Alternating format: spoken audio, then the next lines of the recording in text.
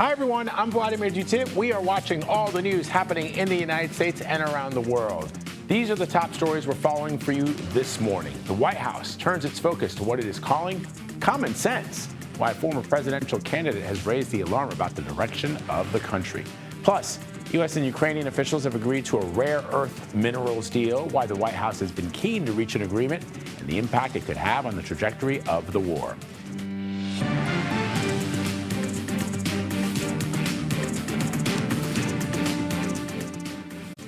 Today, the White House is touting what it calls its common sense approach to government. In a press briefing that wrapped up just minutes ago, Deputy Chief of Staff Stephen Miller discussed President Trump's commitment to, quote, our values, culture, and way of life.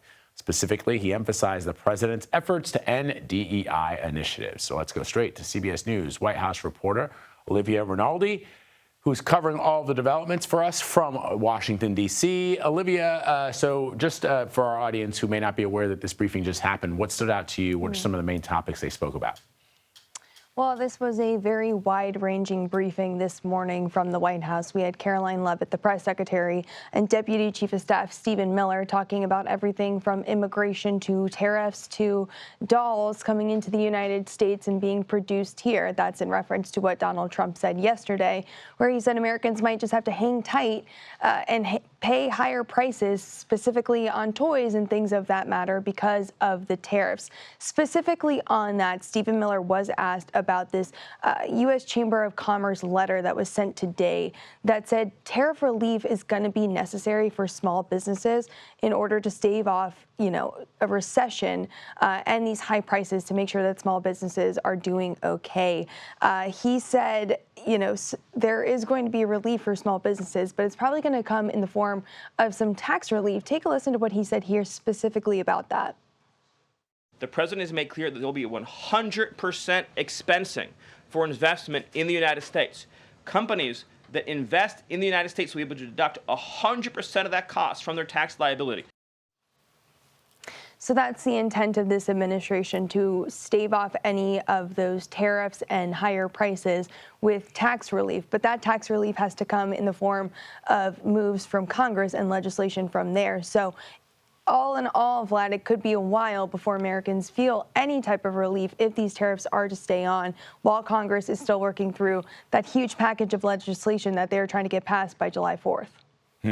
All right, let's switch gears here, Olivia, and let me ask you about former Vice President Kamala Harris, who made her first major public appearance since leaving office last night. What do you have to say about a potential showdown between the executive branch and the judiciary? Well, this is the first time we have heard from former Vice President Kamala Harris since she left office. She made this big speech last night out in California. She said a few things. She called Trump's tariff plan absolute chaos. She also said it's the greatest man-made economic crisis in modern presidential history. I want to point out something she had said specifically, though, about that system of checks and balances and warning what could happen if the judiciary says one thing, but the White House just chooses to ignore it. Take a listen to that. We here know that when the checks and balances ultimately collapse, if Congress fails to do its part, or if the courts fail to do their part, or if both do their part, but the president defies them anyway, well, friends, that is called a constitutional crisis. And that is a crisis that will eventually impact everyone. So stark warning there from the former vice president. Of course, this is coming as a lot of Democrats are kind of popping their heads up after 100 days of the Trump administration and making known their intentions for 2026 or perhaps 2028. The vice president did not touch on that specifically, but she did joke and say, everyone's asking me, what have you been thinking about these days? Kind of alluding to perhaps what could be in the future for her. Vlad? Fascinating. Olivia, thank you very much as always. Appreciate it.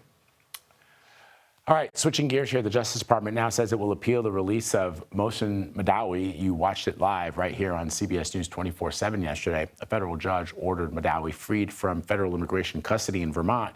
He told CBS News correspondent Lily Luciano ICE nearly put him on a plane the day he was detained. The last time we saw you, you were taken away, you were put in detention. Did the agents try to take you to the airport? Did they try to remove you from the state? The agents technically premeditated my abduction. They had already my flight tickets printed. Oh no. They took me to Burlington Airport and we just missed the airplane, which is a commercial airplane, by 9 minutes. And Lilia joins us right now live from Burlington, Vermont this morning. So, Lilia, you spoke with Madawi moments before he was detained, as well as since then. Have you heard from him since the moment that you guys interacted on camera yesterday? Inside the courtroom still. He was extremely relieved, and his attorneys were also relieved, somewhat surprised, but not so much, because here's why this is important. That moment, that question matters because, and I have to tell you, as I had commented before, while we were in our flight leaving Vermont, we heard his name being called. So we already suspected that ICE agents were trying to take him out of the state. Why that is relevant is because in the case of Mahmoud Khalil or Rumeysa Ozturk, federal agents removed them from the state, and then the whole case becomes the jurisdiction of immigration court. That is a lengthy process that has been very difficult for attorneys representing them to have them released. There are all kinds of legal complications. So in his case, the fact that they missed the flight and that literally allowed enough time for his attorneys to file a temporary restraining order so that he would have to stay and have a judge sign it. He would have to stay in the state of Vermont, is why he is free now, walking into possibly his graduation ceremony, which is happening later this month, and then starting his master's in the fall, with a caveat that he's still fighting detention and deportation. But deportation takes a while. So what's the thinking behind this notice from the Justice Department that it will appeal the court order that led to his release? That is something we expect. Whenever it's something that the government doesn't want happens in these cases, of course, they go and appeal. They want him detained. Yesterday in court, something came up about an incident that happened in 2015 where there was an FBI investigation after somebody said that they were concerned about his statements that he had allegedly made, that the judge even found very disturbing. But then the FBI investigated that in 2015, cleared him from the case. The judge said clearly it seems like, all of these allegations were unfounded. He had denied all of those allegations. I suspect that the government, even though this whole incident was not part of his immigration case, that perhaps they're trying to say, look, he's a security risk or something like that. This is what they were trying to allege during the case, bringing up things from the past, which his attorneys have vehemently denied, which he has vehemently denied. And the judge yesterday said, look, clearly, if there was a concern that he would be some kind of threat to the community or to society, the FBI would have pursued something. They closed the case and they moved on. So we expected that the government would try to appeal a decision that they wouldn't agree with, which means, this is the first student that is released after being targeted for deportation while being a permanent legal resident under that statute that allows the Secretary of State himself to decide that the person goes against U.S. foreign policy. It's such a complicated but nuanced story. Of course, you bring clarity to it as always, my friend. Thank you very much, Lilia. Appreciate it. All right, after months of negotiations, the United States and Ukraine have now signed an agreement granting America access to Ukraine's rare earth minerals. Ukrainian officials say the deal is a 50-50 partnership with no debt obligations for Kyiv. The two sides also agreed to establish a United States-Ukraine Reconstruction Investment Fund. Let's bring in CBS News foreign correspondent Ramy Inocencio, who's joining us live from our bureau in London. So, Ramy, you highlighted the opportunity that existed yesterday between these two countries to get to this deal. Give us some of the specifics. Sure. Well, first off, Vlad, it's been a long road. There's been a lot of drama around this deal. It was set to be signed back in February when Zelensky flew to meet Trump, but then there was that dramatic meltdown that we saw around the world. There you are right there, when Trump said that you don't have the cards to negotiate. And then fast forward just to last week, right? And they met again at Pope Francis's funeral at the Vatican. And then it appeared that there was peace looking at them there. A possible turning point. That's what some people are saying. And now we have this agreement. It's a joint investment fund. It gives the U.S. and Ukraine equal control of Ukraine's natural wealth under its soil. Each side would invest the same amount of funds to find, to extract those resources, and then to develop those resources. The money coming out would go towards, one, paying for the military support that the U.S. will give in the future, not so much backward looking, and I point that out because that was Trump's original demand, to pay something on the order of like tens of billions of dollars for the past 3 years. Funds would also go, though, towards Ukraine and towards its own reconstruction. All right, so clearly this is an economic agreement, not a ceasefire agreement or one that ends the bloodshed, but could it potentially provide a pathway to end the war in Ukraine? It would strike me as unlikely because Vladimir Putin's about territory, and this is just sort of another feather in his cap, but not the whole enchilada, if that makes any sense.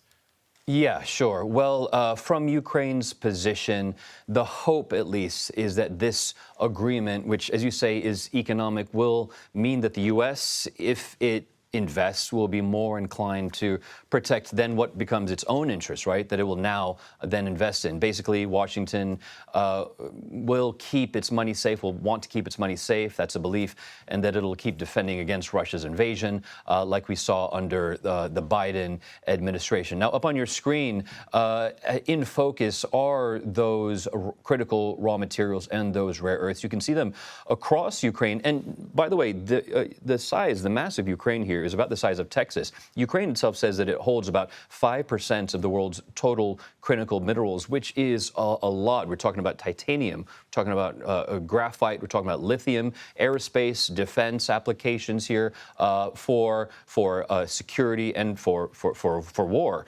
Now, there's no explicit pledge, though, as you asked, from the U.S. that it will go and defend Ukraine like it did in the past. But the hopes are this will be the tie that binds them back together. All right, we'll be watching. Ramy Inocencio for us in London this morning. Thanks, Ramy. You bet. President Trump has admitted his tariffs will likely increase prices for U.S. consumers. He addressed the economy during yesterday's cabinet meeting. Somebody said, oh, the shelves are going to be open. Well, maybe the children will have $2 instead of $30, and maybe the $2 will cost a couple of bucks more than they would normally. But we're not talking about something that we have to go out of our way. Joining me right now is CBS News Money Watch correspondent Kelly O'Grady. Hey, good to see you. Good to see you, too. So let's first, before we talk about the comments in the Oval Office, the president said in a tweet, and he's been saying it, that this is Biden's stock market. Just remind our viewers how the stock market performed under the 4 years that President Biden was in office after the pandemic and where we are today. So look, the stock market performed well under President Biden. The stock market performed well under the first administration under President Trump. Obviously, you had the dip there with COVID. Right. But you think about when the election happened, right? President Trump was elected back in November. There was a huge surge in the stock market. We hit record highs because people were excited. Businesses were excited. Investors were excited that there would be less regulation and he would be very pro-business. And then once we started to see all of these tariff announcements put on, taken back, the 145% on China, that's when you started to see investor sentiment lower, consumer sentiment lower. So there was already a run-up because of his election, and then there has been very much a decline because of the policy moves that he's been making. So to be fair, there is opportunity here, and the president is now, and his advisors are saying that Americans need to be patient because in the long run, if we were to stretch this out over multiple years and manufacturing came back to the United States and these tariffs really enabled not only manufacturing but consumer confidence to go up, to feeling that people were buying American-made goods, that could be good in the long run. Yes. But how long would it take us to get to that point? It depends on the industry, but everyone that I'm talking to is saying 18 months on the very low end to 3-4 years. And remember, there's also changes in administration, right, at the end of those 4 years. So a lot of companies, potentially, right, a lot of companies are thinking about, well, do I invest if policies might change, and there's so much uncertainty that you just have businesses in such a paralysis mode. Yeah, that makes a lot of sense. Let me ask you about Tesla. There were reports that they wanted to replace Elon Musk, the board did, as CEO. What was the reason for that, and what are you hearing as the very latest? So the Wall Street Journal reported that with the stock market plummeting, or rather the Tesla stock plummeting, with how much time that Elon Musk was spending on Doge, that there was a preliminary search for a new CEO. They went out to hiring firms to try and find someone. The latest is that that has been refuted. Elon Musk came out on social and said, this is fake news. I'm not going anywhere. And either way, I think what he said on the Tesla earnings call, that he was going to be refocusing on Tesla and he's going to be spending less time at Doge, is what investors wanted to hear. Whether that is something that the board was ever considering, that is not the story that we are hearing right now. It has been refuted.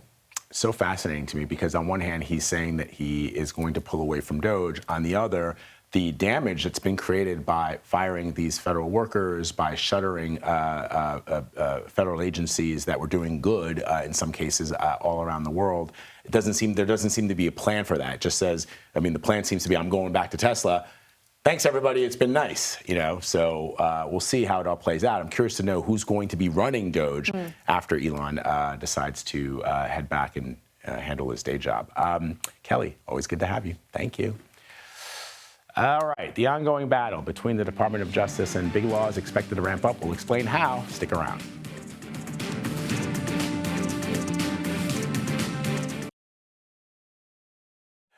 The Senate has failed to pass a bipartisan resolution aimed at blocking President Trump's global tariffs. The measure would have eliminated the national emergency the administration had used to impose those 10% tariffs on almost all U.S. trading partners. CBS News congressional correspondent Nicole Killian joins us with more on that. So, Nicole, as you know, Texas Senator John Cornyn said the vote shows that senators believe that the president's policies deserve to be tried and see if they are successful. What are other Republicans saying? Well, that really has kind of been the line that we have heard from a number of congressional Republicans, whether that's in the Senate or the House, to give the president some runway here with this tariff policy to see if it works, even if, some of their own states and constituents may feel some pain. But look, in terms of that resolution yesterday, obviously there was a Republican who co-sponsored that, Senator Rand Paul, who's been pretty critical of the president's tariff policy. We did see a few moderate Republicans also vote in support of the measure, but at the end of the day, it wasn't enough to get it over the finish line because there were actually two senators absent, most notably Senator Whitehouse on the Democratic side, but also Senator Mitch McConnell on the Republican side. And so it's possible that this resolution could have passed if both of them had been there, but as of now, it was struck down. And after this vote, do Democrats have any leverage to try and pass anything similar? Are they able to make inroads with any Republicans? Well, I would just flag that, this isn't the first time we've seen a resolution like this come through the Senate. I would point out that just a couple of weeks ago, we did see a resolution passed that was sponsored by Virginia Senator Tim Kaine that would have rolled back the 25% tariffs on Canada. That actually did have bipartisan support, with Senator McConnell joining three other Republicans in support of that legislation. But, here's the thing. It's even if something like this passes the Senate, and even if the resolution yesterday yesterday had passed the Senate. Over in the House, it's a non-starter there. In fact, they have kind of built into the rules that they will not take up any type of legislation restricting the president's tariffs. So what happens here in the Senate is unlikely to get any kind of traction in the House. There is a bipartisan bill right now that was sponsored by Senators Grassley and Senator Cantwell that would require Congress to be notified of any tariffs that the president imposes. Senator Grassley, again, the Republican who's sponsoring it, says it wouldn't be retroactive with respect to the president's current tariff policy, but that is something that does have bipartisan support both here in the Senate as well as the House. All right, Nicole Killian for us. Thank you, Nicole. I want to show you a live look at the International Space Station where a spacewalk is underway. Astronauts Anne McClain and Nicole Ayers are installing a mounting bracket for a new solar array and relocating a communications antenna. The spacewalk began just before 9 a.m. this morning. It's expected to last over 6 hours. We're going to keep an eye on the astronauts floating just above us in outer space and share some more news with you in the minutes ahead. Stay with us. You're streaming CBS News 24/7.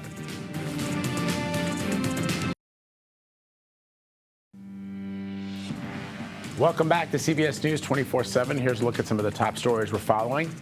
Secretary of State Marco Rubio spoke to senior officials in India and Pakistan in hopes of de-escalating rising tensions between the two nations.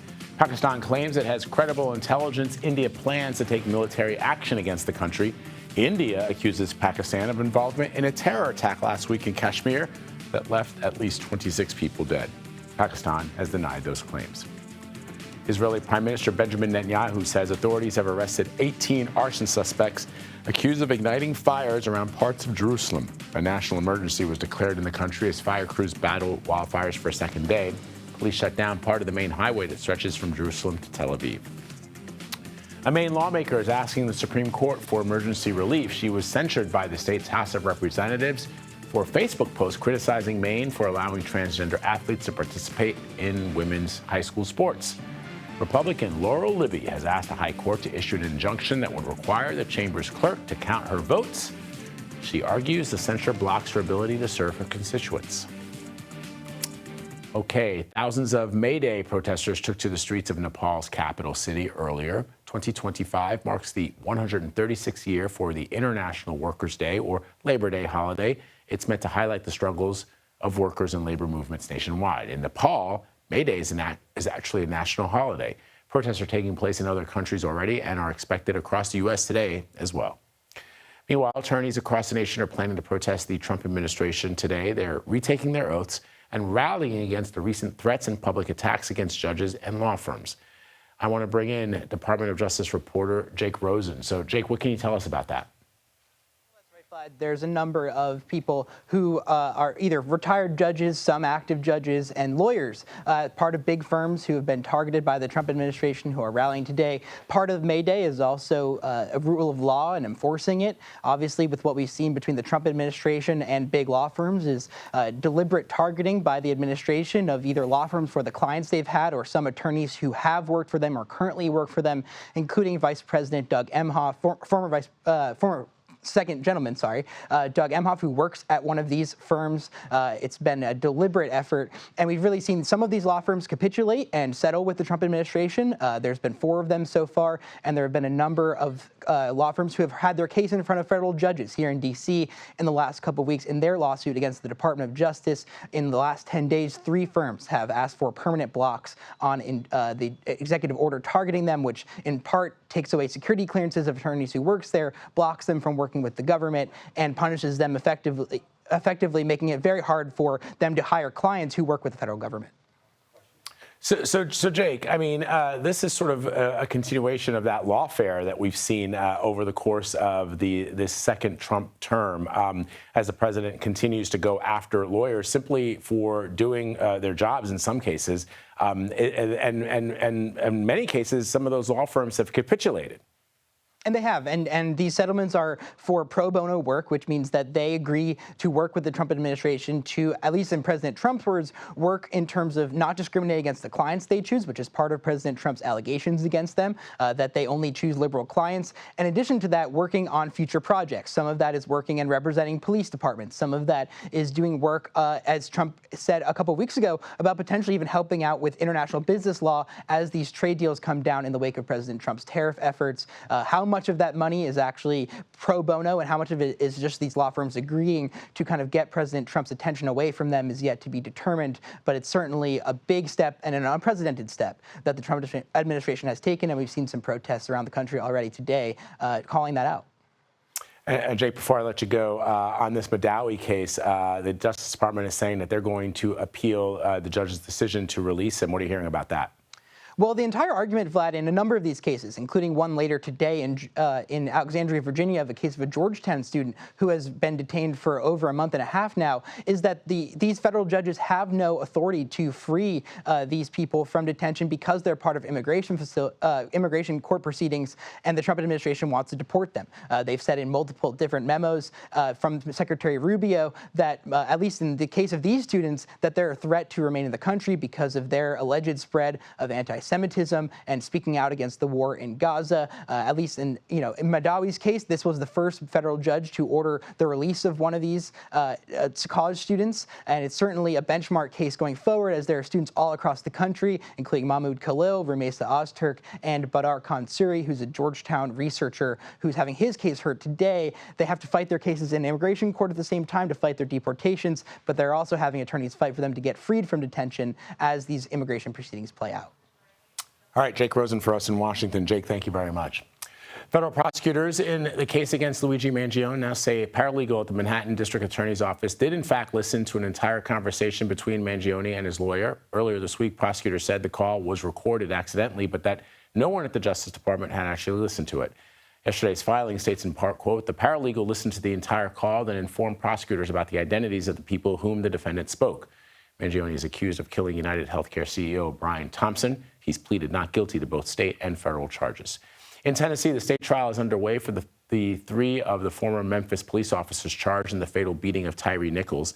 In court yesterday, a cybercrime expert revealed that one former officer took a photo of Nichols after the assault and shared it 11 times.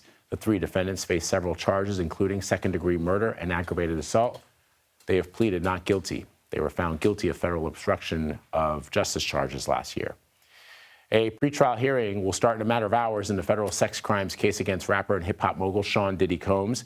Combs is facing at least 3 federal charges, including sex trafficking, and faces up to life in prison.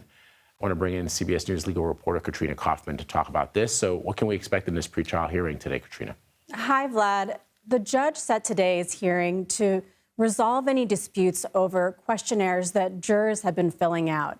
Basically, what they decided to do in this case is that because Sean Combs is such a high-profile defendant, and it's always difficult or more difficult to find a jury in those cases, they're bringing in hundreds of jurors this week to fill out these written questionnaires. Then both parties are going to go through those and also discuss with the judge any biases, any issues that they see, and whittle down the list of jurors that they want to bring in for in-person questioning. So I expect that at today's hearing, we're going to be hearing about any issues related to those questionnaires, Vlad, and potentially any other pretrial issues they want to bring up, because jury selection is set to start next week. Remind us, Katrina, what the accusations federal prosecutors have brought against P. Diddy and what the sentences are that they carry. So Sean Combs is accused of racketeering, of sex trafficking, and of transportation for the purposes of prostitution, Vlad. Racketeering comes with the highest sentence. Sean Combs could face life in prison if he's found guilty of that charge. Sex trafficking has a minimum statutory sentence of 15 years, and then the prostitution-related charge has a maximum of 10 years. And to give you a little bit more detail about this case, Sean Combs is accused of essentially running a criminal enterprise.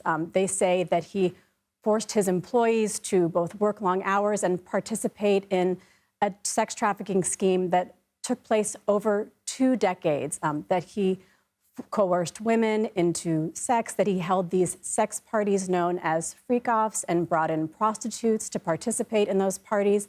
So he is facing a litany of charges in this case and ultimately could spend his life in prison if found guilty. And so what can we expect in the first few days of this trial?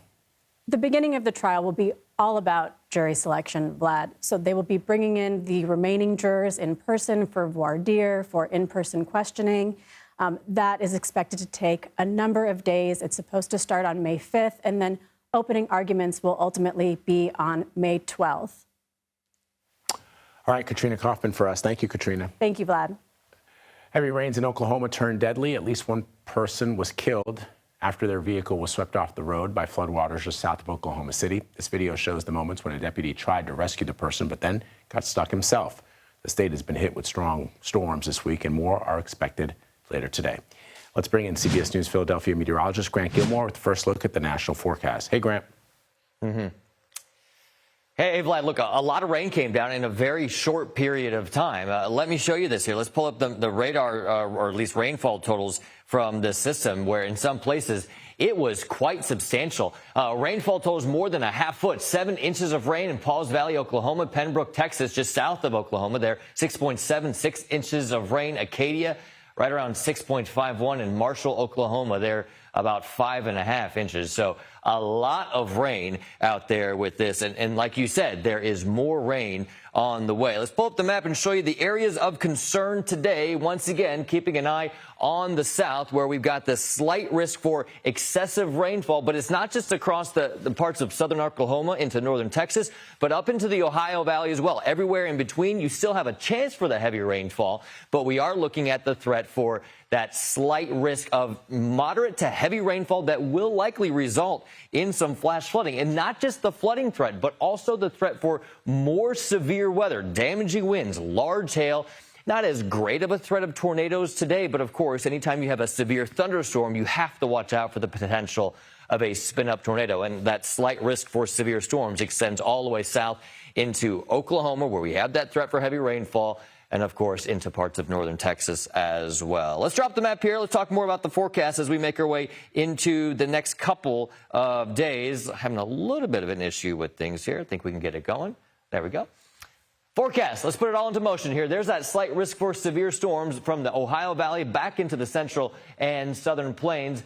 The forecast shows this whole storm system almost splits. You've got that severe weather to the north. You've got that threat for storms across the central and southern plains. That will shift to the east, though there is still a slight risk for severe storms across the south central United States into the southern plains tomorrow. But overall, watch what happens as we go toward our weekend. More of that rain starts to move to the east, and that could potentially impact the Kentucky Derby. Looking at temperatures, while comfortable, we will see the chance for showers and thunderstorms, of course, producing that threat for maybe even some flash flooding as well. Not a good thing out on the racetrack when you got a lot of mud and a lot of rain in a short period of time. Vlad, back to you for now. All right, Grant, thank you. We're going to do this again since the shot went to mission control earlier. Here is now a look at the International Space Station, where a spacewalk is underway. Spacewalk began just a little over an hour and a half ago this morning, and it's expected to last over the next 6 hours. It's very cool. You can see the astronauts right there. They're almost like they're walking upside down. But in space, is there really an upside down? Is it right side up? I guess it depends on where you're looking. Stick around. Got much more news ahead. You're streaming CBS News 24/7.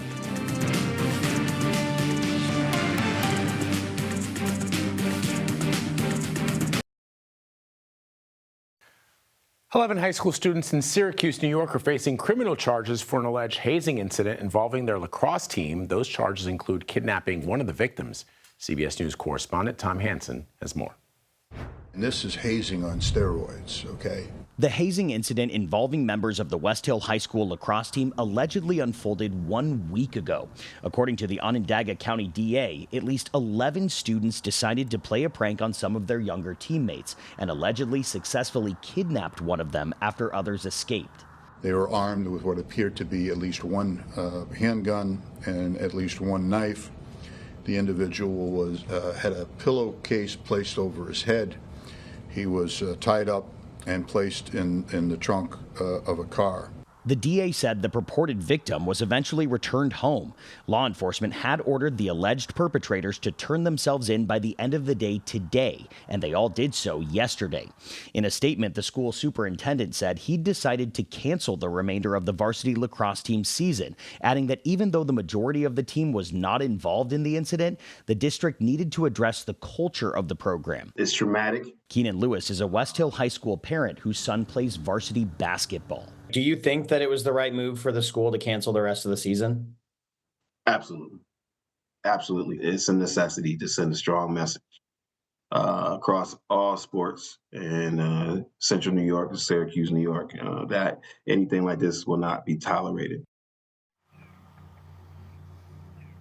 Now, the DA said that if the involved students turned themselves in, they would receive an appearance ticket for misdemeanor unlawful imprisonment. That's compared to the felony charges they would otherwise face. The DA went on to say that these charges may not end up on the criminal records of the kids long term. We spoke to one of the lawyers who represents some of the kids who turned themselves in. He gave us a statement which reads in part, "These young men deeply regret their involvement in what began as a misguided attempt at a prank." Vlad. Boneheaded moves. Glad no one was hurt. Tom Hansen for us. Thank you, Tom. All right, much more news ahead. We'll be right back. Stick around. You're streaming CBS News 24/7. The 78th Annual Tony Award nominations are just out after a busy Broadway season with more than a dozen new musicals and as many new plays. And there are some household names and even a nod to CBS News in the list earlier that came out earlier. I want to bring in CBS News New York reporter Dave Carlin to help me break it all down. Good to see you, my friend. Good to see you, too. Could that nod be Good Night and Good Luck? Good Night and Good Luck. With George Clooney. Yeah, of course. So there are 3 shows that have 10 nominations between them. Break down some of your big takeaways of just... Definitely. Well, those 3 shows are Death Becomes Her and Buena Vista Social Club and maybe Happy Ending. 3 great shows in 3 different ways. Buena Vista will move you with the music. It's actually getting a special award, too, because its music is so good. Yeah. Maybe Happy Ending is a gem of a show, smaller, but bigger in some ways from a set design and an inventive standpoint. Yeah. And Death Becomes Her, just, you're going to laugh and you're going to have fun. Yeah, they also received 2 acting nominations. The Best Actress in a Musical is the one I'm most interested in because everybody in that category, Nicole Scherzinger in Sunset Boulevard, Jasmine in Boop, I mean, she's a revelation. Death Becomes Her. I mean, like, what's your, I mean... What is my takeaway? Audra McDonald. You just said it. Yeah. I wouldn't want, I mean, sometimes you pray for a tie. I think consider the top 2. But what do I know? Maybe they're not. But, you know, everyone's talking. Will it be Audra? Will it be Nicole? And I think it's because those performances are career-defining for both of them. It's just something, if you've ever sat in a theater seat and felt like a tsunami come over you of talent, those 2 performances do that. As also, you know, Jasmine and Boop, and of course the 2 leads in Death Becomes Her. What a tough category. So that will be one to watch. I wonder if, you know, when we talk about that category, that they say to themselves, the voters, well, Audra is one of the most winningest Tony actresses in Broadway history. And Nicole, this is such a powerhouse performance that, you know, and Jasmine's too young. She's going to be a bright star on Broadway for, I don't know if that's how they think about it. I know sometimes they do at the Oscars. Oh, I think they do. Oh, yeah, they do. I think sometimes they'll say they've had, you know, all these awards already. The backstory matters. Nicole saying, I was counted out of this business after Pussycat Dolls, came back triumphantly. But who doesn't love a newcomer like Jasmine, just who... You know, the show is her, she is the show. Yeah. Like, yeah, so, and then you don't know if the 2 leads in one show would cancel each other out because there's so much love for Death Becomes Her, but then you have 2 actresses that could be splitting a vote here and there. Yeah. I wish I knew more about the inner workings, but I know what I see from the outside. As a fan, of course. And so we mentioned Good Night, Good Luck, George Clooney. What do you think? What do I think? I think that that's a wonderful category for some of the same reasons we were just talking about, which is that George Clooney is a big star, Broadway debut, so it would be his first Tony if he wins, and it's his first nomination. But then you've got Cola Scola in Oh Mary. That show was a phenomenon before the phenomenon that was George Clooney on Broadway. But you have Louis McCartney in Stranger Things. And that is a real breakthrough young performance. Wow. Very exciting this year. Dave, always great to have you talking all things Broadway, all things Tony Awards. And we're going to do our special again this year, I think, right? We will be doing a special, and then, of course, the Tony Awards on the 8th. The special's on the 5th, and that will go out to all the affiliates. Cannot wait. Thank you very much, my friend. You can watch the 78th Annual Tony Awards on June 8th, live on CBS and streaming on Paramount+. Coverage will begin at 8 p.m. Eastern. We've got some breaking news out of Washington, D.C. Mike Waltz, the president's national security advisor who was at the center of that Signal chat controversy, will be leaving his post along with one of his deputies, Alex Wong. The Signal group chat that conveyed details of the timing and weapons descriptions of a planned attack against the Houthis in Yemen. It included the names or initials of 18 Trump officials. A spokesperson for the National Security Council has confirmed that the message appeared to be authentic. You'll recall that he added a journalist, Jeffrey Goldberg of The Atlantic, to the chat in which the discussion on that attack on the Houthis was made public then by adding Goldberg to the chat.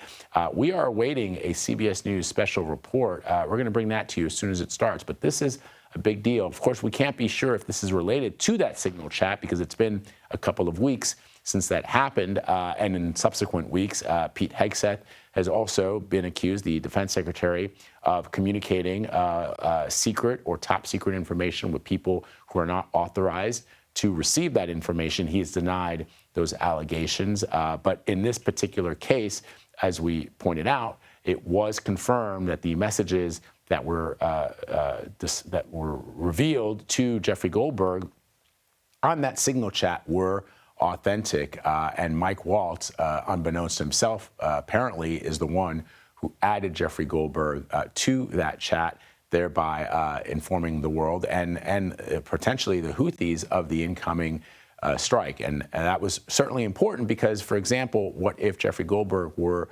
more of a chaos agent rather than a journalist, an ethical and moral journalist? He could have immediately released that information. The timing of the attack would have been known by the rebels, and perhaps they could have used the information to inflict pain and harm and death on our troops, on our fighter pilots, on our ships in the region. And he did not obviously release the details that he had been alerted to on that Signal chat until after the attack had happened and it had been confirmed by the Defense Department. So the news out of Washington, the breaking news as we are on the air at this very minute, the National Security Advisor Mike Waltz and his deputy Alex Wong are leaving their posts. We indicated earlier that there potentially will be a special report on CBS News here, also on CBS News 24/7 and across all of our stations and affiliates. So you'll want to stick around for that, where there will be a lot more to cover. As for me, that does it for me, folks. Stay right where you are. After the break, Mugo Diwe is live from San Francisco with all the news breaking from coast to coast. This is CBS News 24/7.